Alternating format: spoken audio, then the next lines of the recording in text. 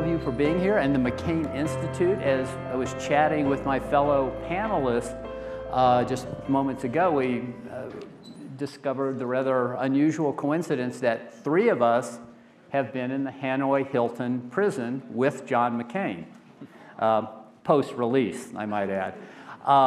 My time was in April of 2000. It was the 25th anniversary of the end of the war, and Senator McCain came there and visited the lake where he landed in the center of Hanoi, and then went to the Hanoi Hilton and spoke with handful of journalists. And even though this is obviously a very dark place for him, he was a very cheerful tour guide, and the prison has been made into sort of 2 parts, one where the Vietnamese prisoners were held during the French colonial era, which is very dark and ominous, and then you go to this very different vibe where the Americans were held, and the Vietnamese try to portray it as this light and cheery place, sort of men at summer camp.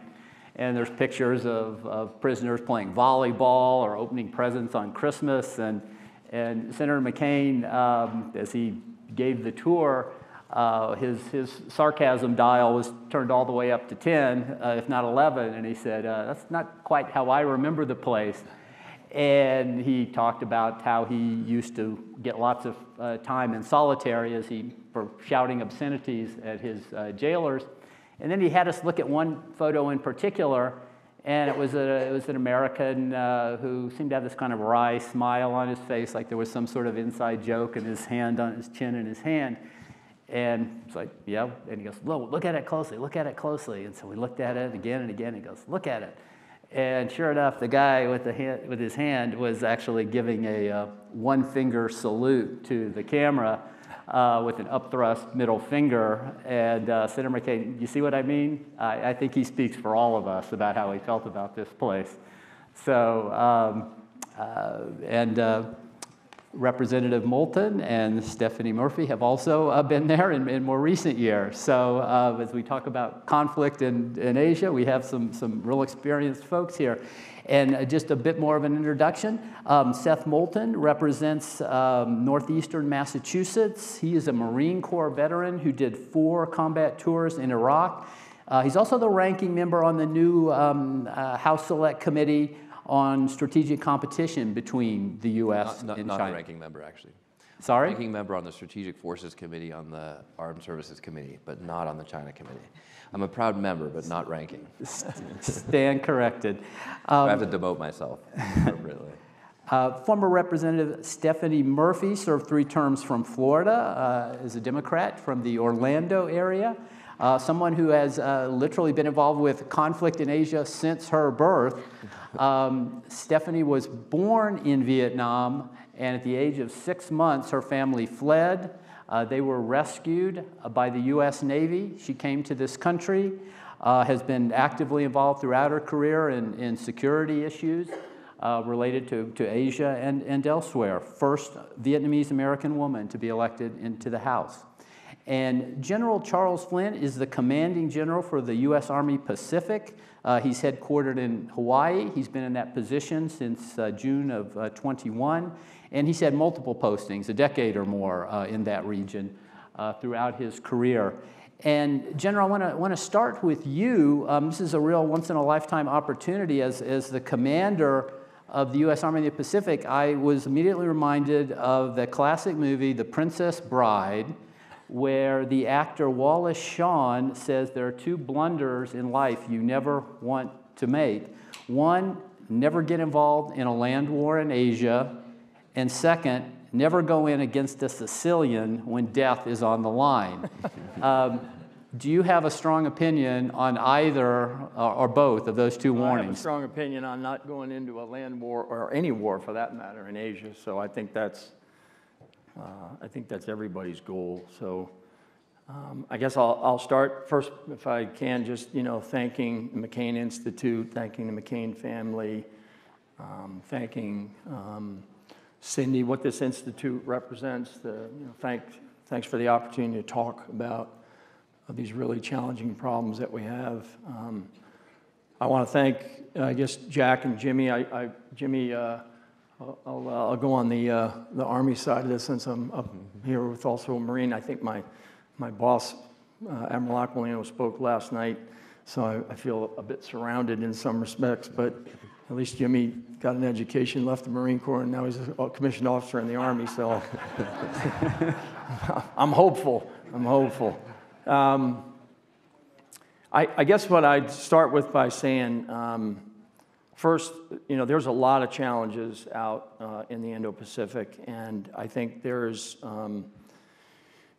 because of the challenges, and there's a bias because of the map that the region is primarily an air and maritime region, and I guess I would offer everyone a different perspective, and I would offer that it is a joint theater. It's going to require joint solutions, and the Army and land forces are part of the joint and multinational solutions that have to be offered in the region. My command represents one of those elements that we provide to Admiral Aquilino to counter the irresponsible and coercive behavior of the PRC.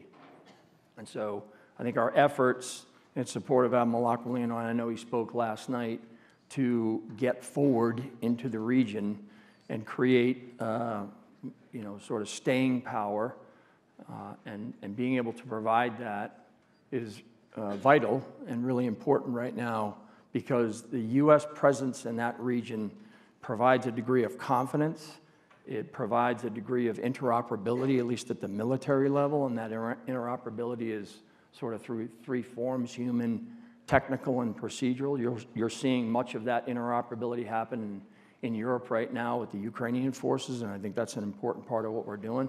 And then the other part is just to deny some of the, what I would say, key terrain to the PRC's efforts in the region, and that terrain is both human terrain and physical terrain, because they are physically doing things in the region that are upending, a free and open Indo-Pacific and rules-based order. So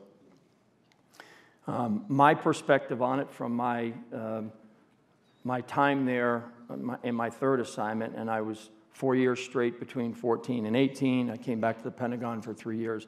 I returned in 21 to 23.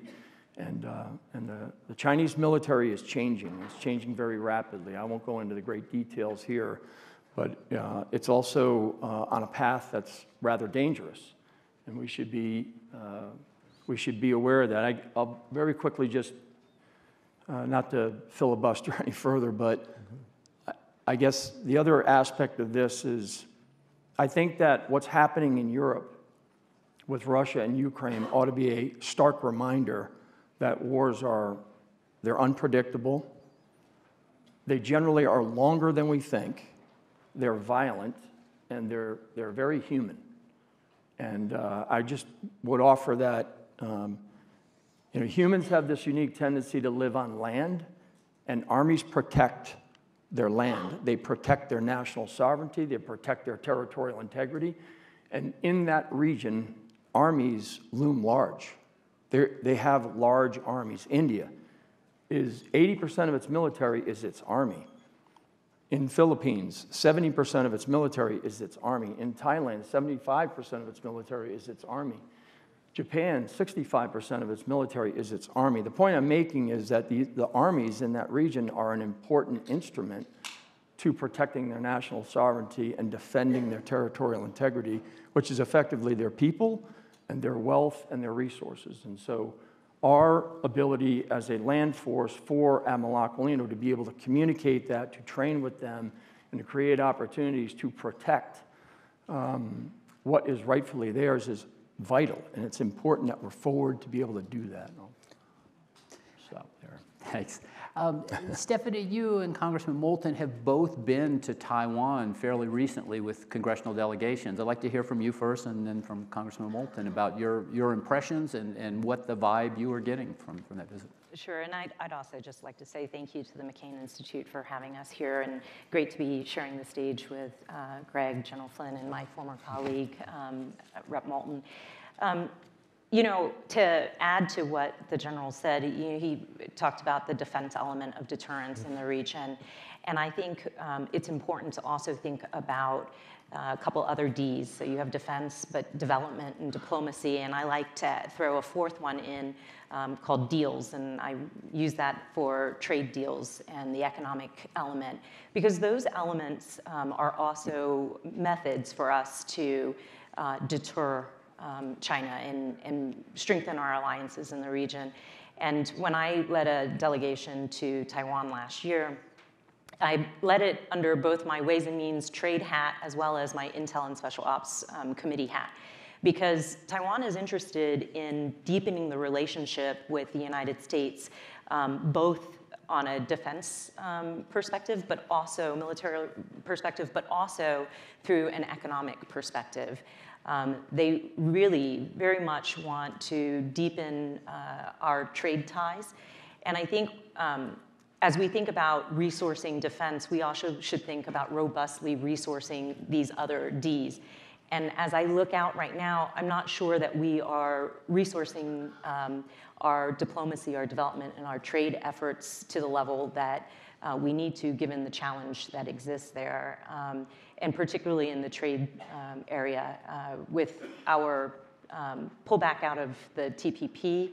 I know that the USTR is talking about some sort of framework now with Taiwan, but that simply isn't the same thing as a real trade deal that has to get congressional approval and has the depth that that is a part of a deal that is negotiated through the Trade Promotion Authority and then approved by Congress. And I've been disappointed to see the Biden administration not request Trade Promotion Authority, because that's a signal, I think, that they're not intending on negotiating the kind of trade deal, whether it's with Taiwan or any of other allies in the Asia Pacific, at the level and depth that we need to build alliances and to deter economically.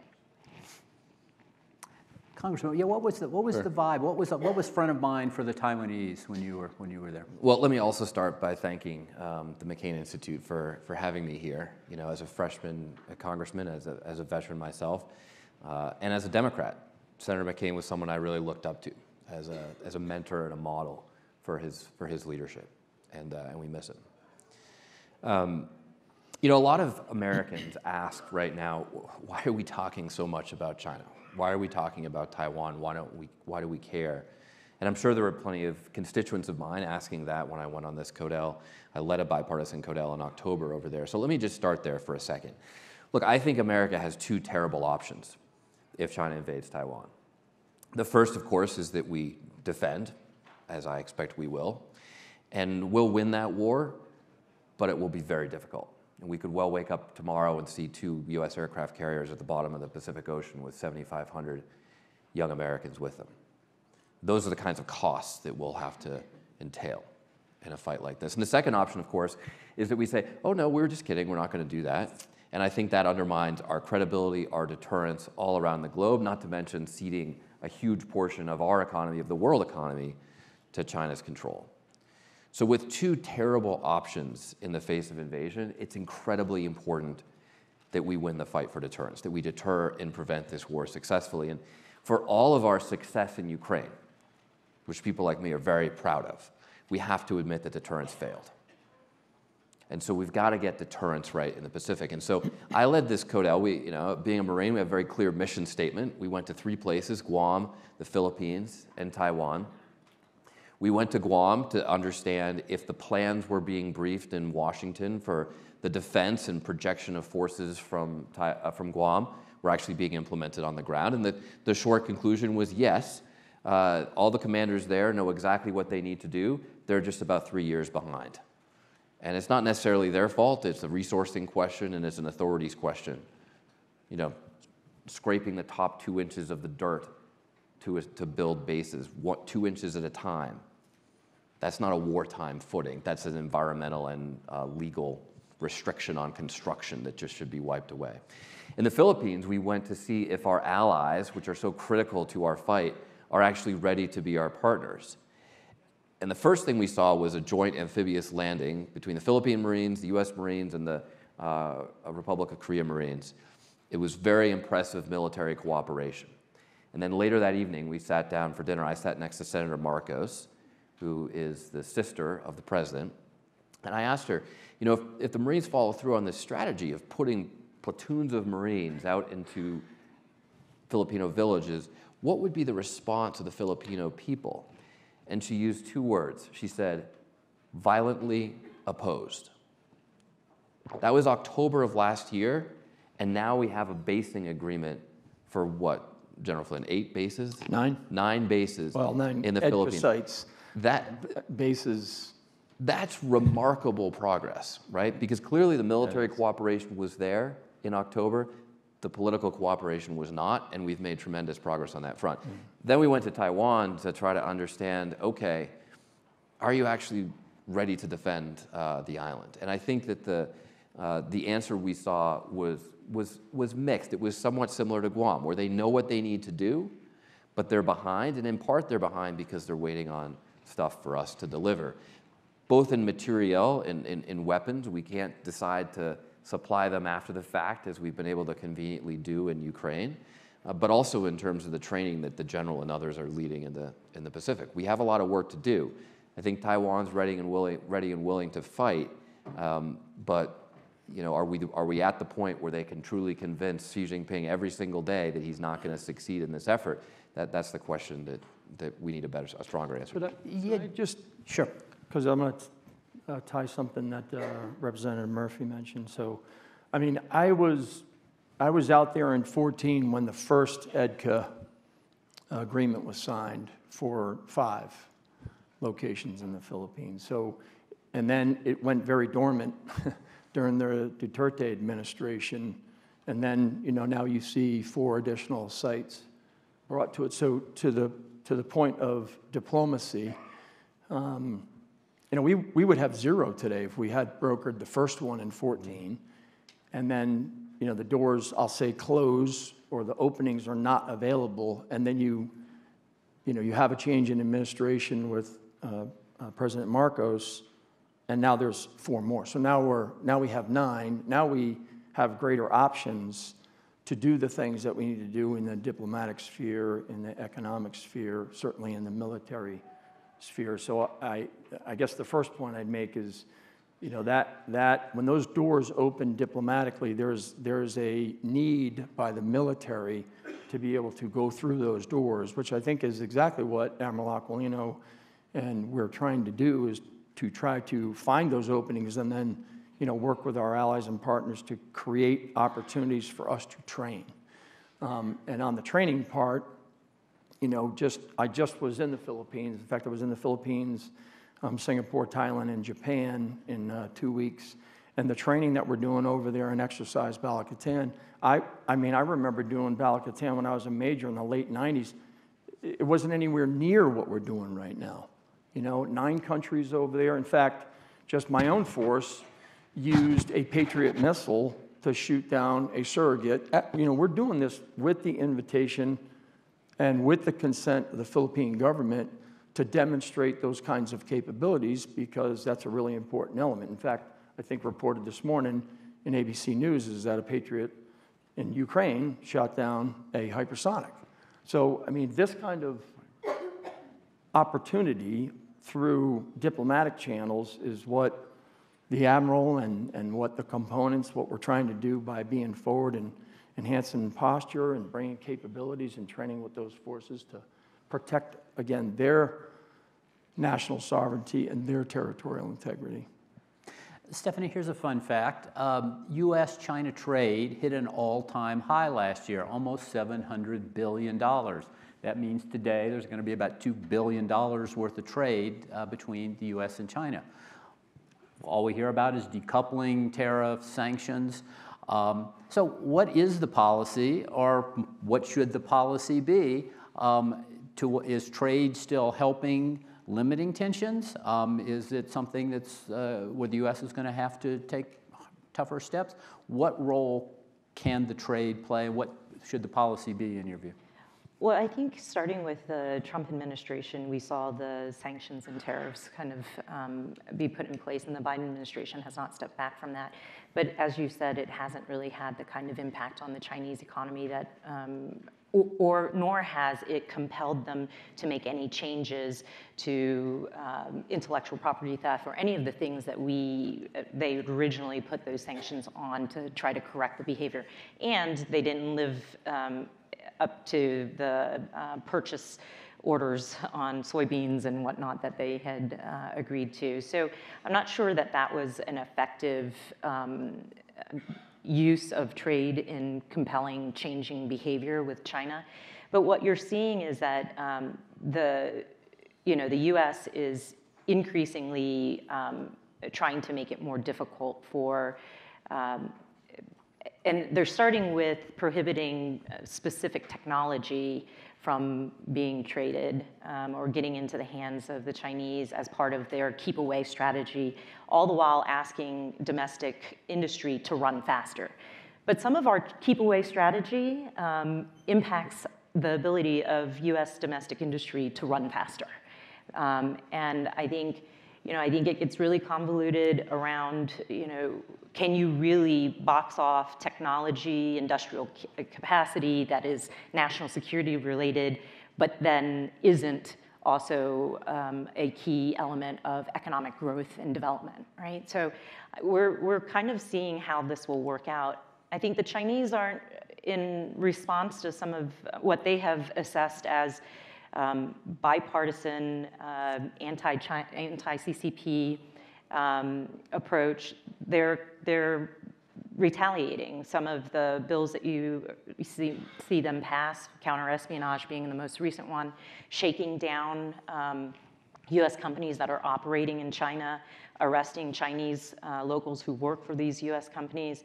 My understanding is that while we've heard about Bain and Minsk, it's actually quite broader harassment of US companies, and it's also very targeted. It's harassment of US companies and Japanese companies, but not of European companies, not of Australian companies operating in China.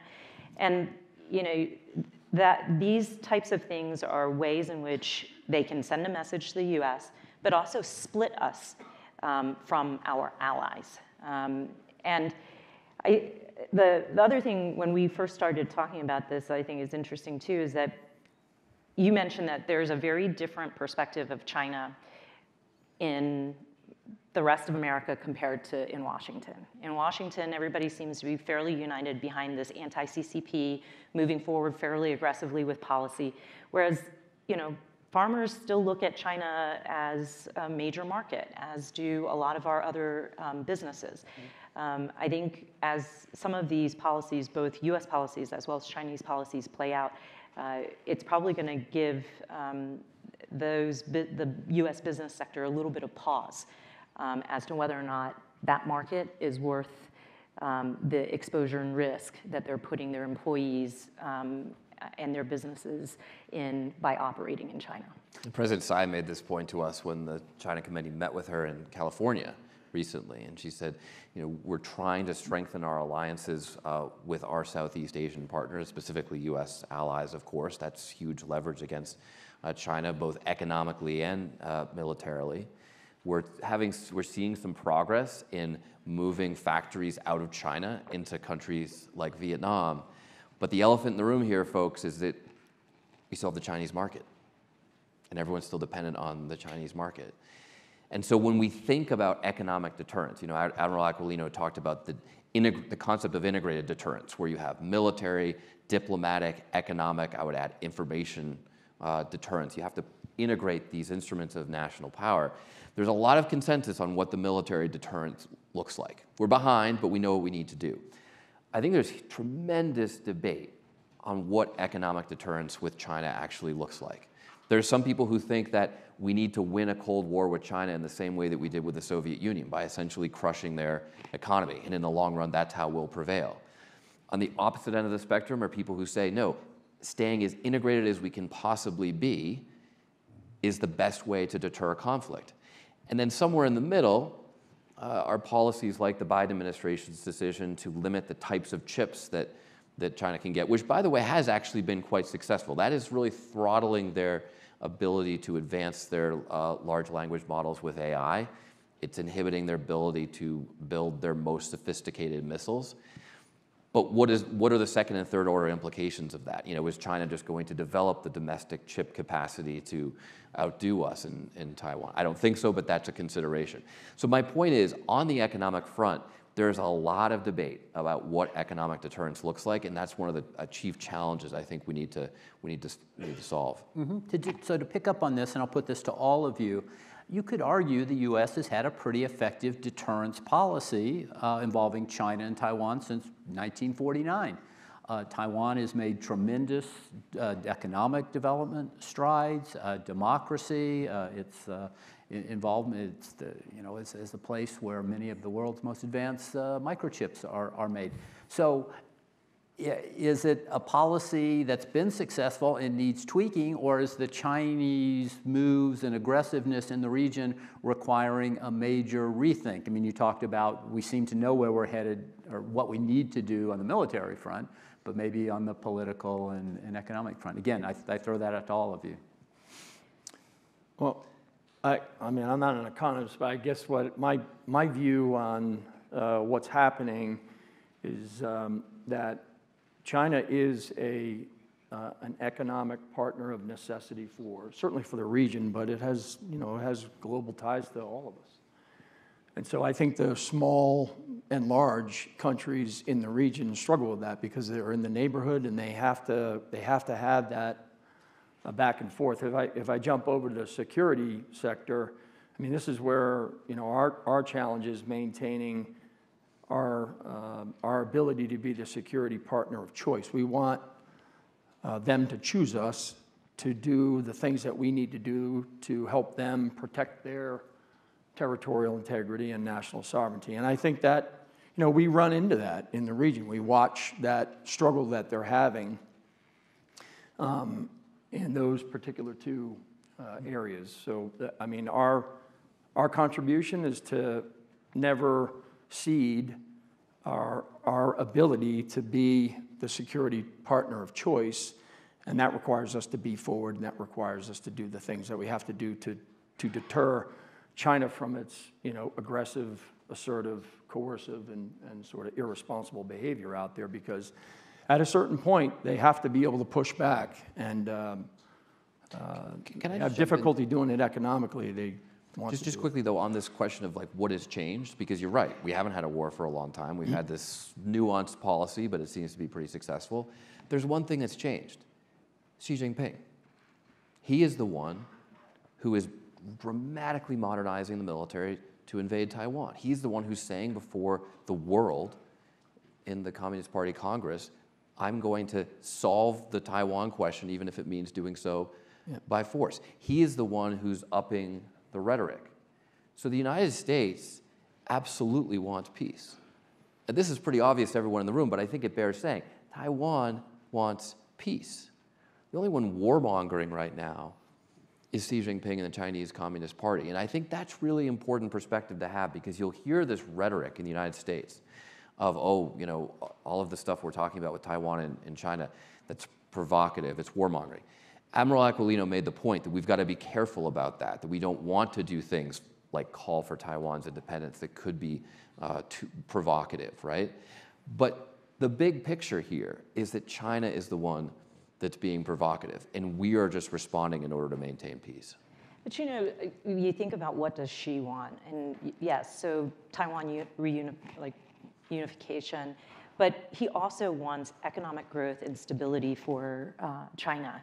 And if taking Taiwan by force would have a much more negative impact on that other goal, which I think has a broader impact on his legacy and the Chinese people, that in itself may be a deterrent. And you also, to another point that the journal talked about, how when political leadership changed in certain countries, there were openings.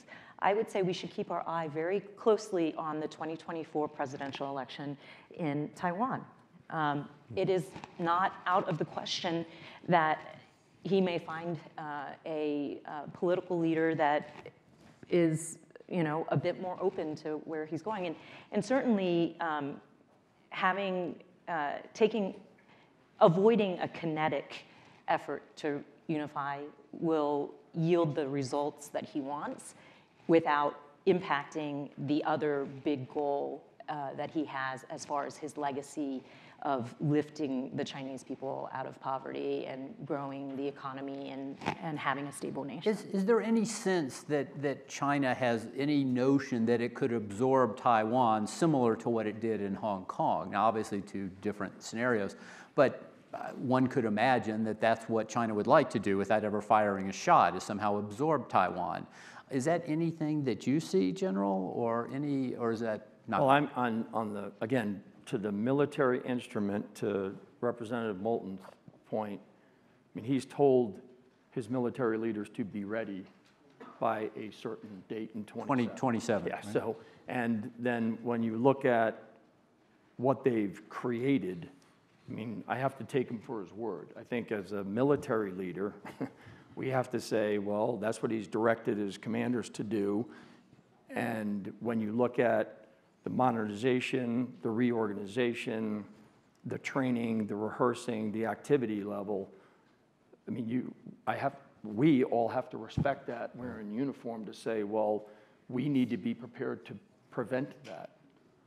So I think that's how I view it. Yeah, I think that's right. I also think that being in Taiwan, I mean, I don't speak for the people of Taiwan, but my sense was that there was a very strong belief that the Taiwan question, as Xi Jinping puts it, could be resolved peacefully in the model of Hong Kong until Hong Kong. And now that's off the table because the Taiwanese have seen what happens if they pursue that path.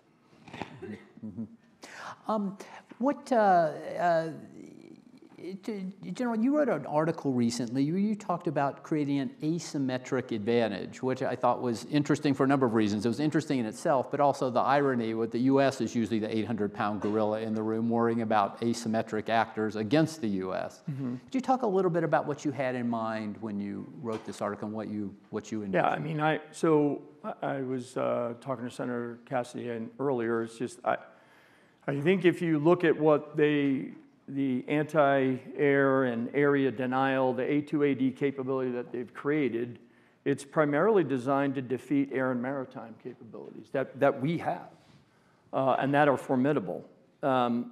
Secondarily, it's designed to degrade and deny and disrupt our space and cyber capabilities. But it's not designed, and wargaming proves this out, that it's not designed to find, fix, and finish distributed, mobile, reloadable, networked, fixed and semi-fixed land forces.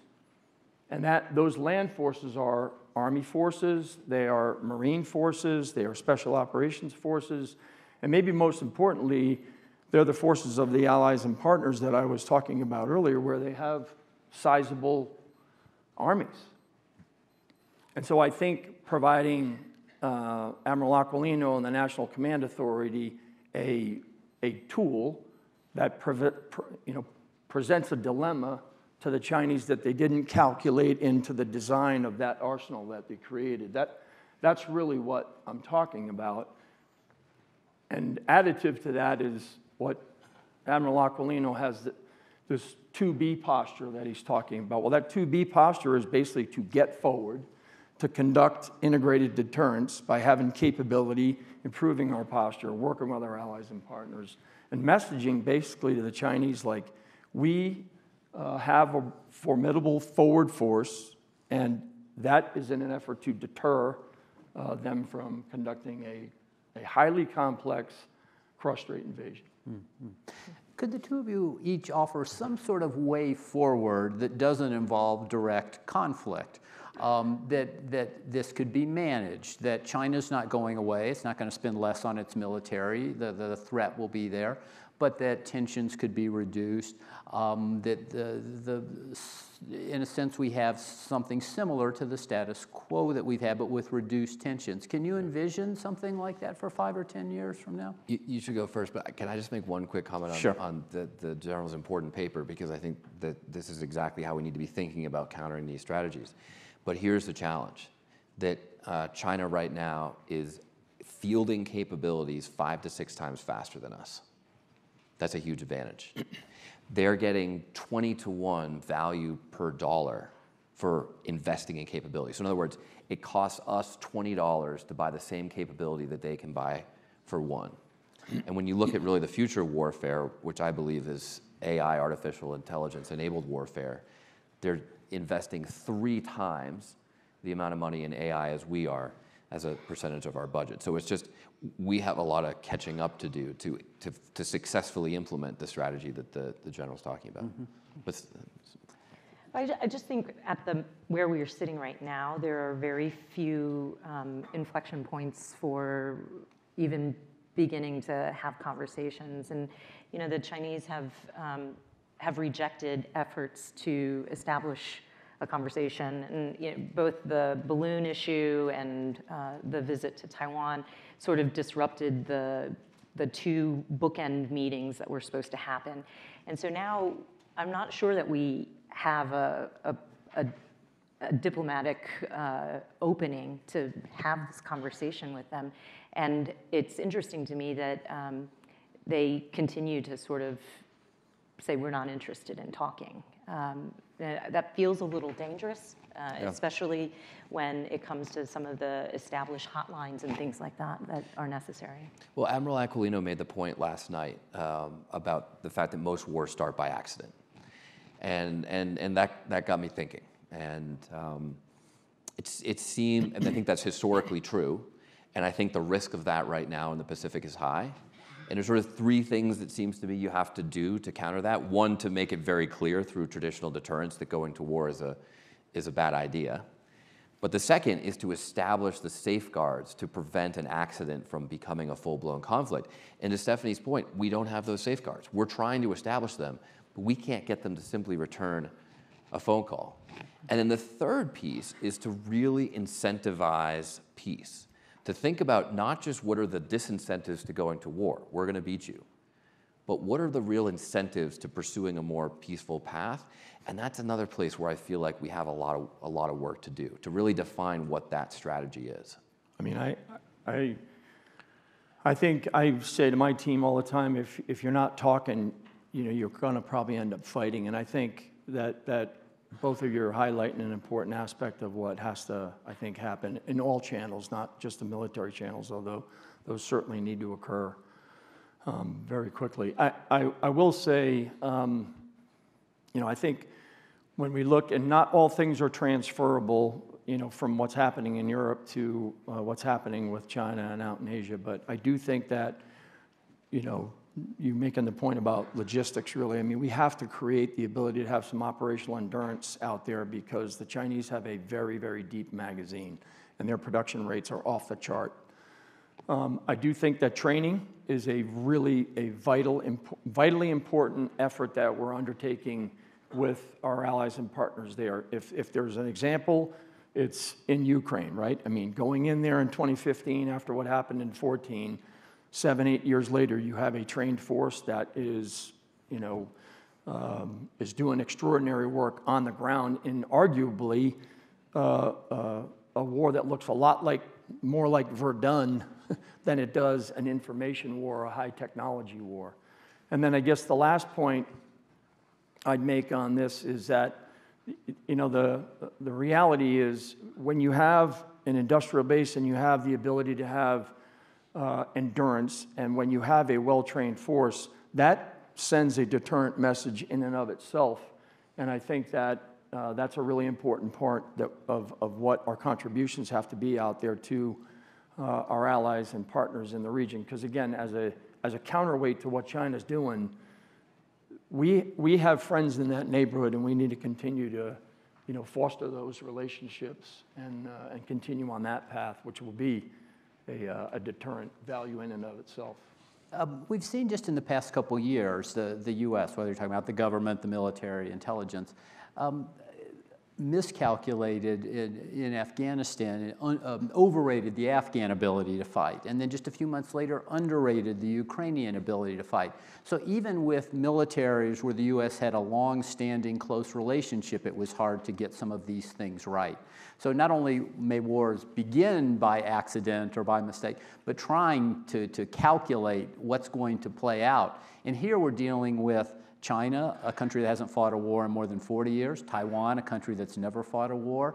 What sense do we have, or how do you feel that if something were to start, if a conflict, how predictable? Because it just seems that there's always a lot of variables. Here it just seems there's an infinite number of variables.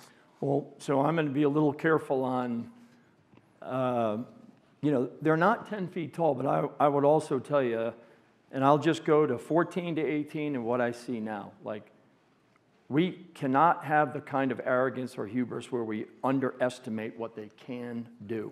So, do they have capability? Yes.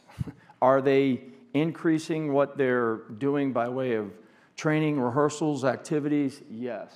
Have they reorganized? Has their reorganization caught up with their modernization? Yes. So again, what I saw them do between the things that they were doing in 14, 15, 16, 17, 18 when I was there are vastly different than what they're doing today. So when I think out in time to 26 to 30, right, absent us slowing that trajectory down, that's a dangerous path to be on. So I think that's the work that has to go on to deter something from miscalculation, a mistake, a mishap, because then you get humans involved and they make the wrong decisions, and then the next thing you know, you've got a problem that you didn't forecast and you're in the middle of something that's really bad. Mm-hmm.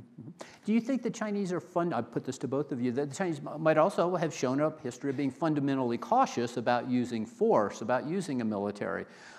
Do you think they've changed their mindset, or do you think that will play a factor, that they will worry about, even if they feel confident militarily, they're worried about economic consequences and having a military that they haven't used and the consequences, and that may restrain them in some way? Look, I think it's very hard to imagine a future party Congress where Xi Jinping gets up and says, actually, no, we're not going to invade Taiwan, that's off the table. That would be a nice end game. It's not realistic. And so, as Admiral Aquilino and others have said, we have to make sure that every single day Xi Jinping, for the rest of his life, wakes up and says, not today. And that's kind of the best deterrent strategy that we can envision. But a lot of this does come down to his decision-making in this kind of society. All these factors are going to play into it. Whether he thinks he can win the fight, what will the economic consequences be? And ultimately, what will be his legacy? One of the single best things we can do to ensure that he believes his legacy is not in taking over Taiwan is ensure the failure of Putin in Ukraine. We talk about we talk about John McCain, character-driven leadership. I'd say Putin is proving himself an ambition-driven failure. We need to make it clear to the world and to Xi Jinping that that's the choice he's choosing for his own legacy if he pursues this path. But that's going to be, to borrow John F. Kennedy's term, a long twilight struggle. We're not going to decisively reach that point where he changes his mind.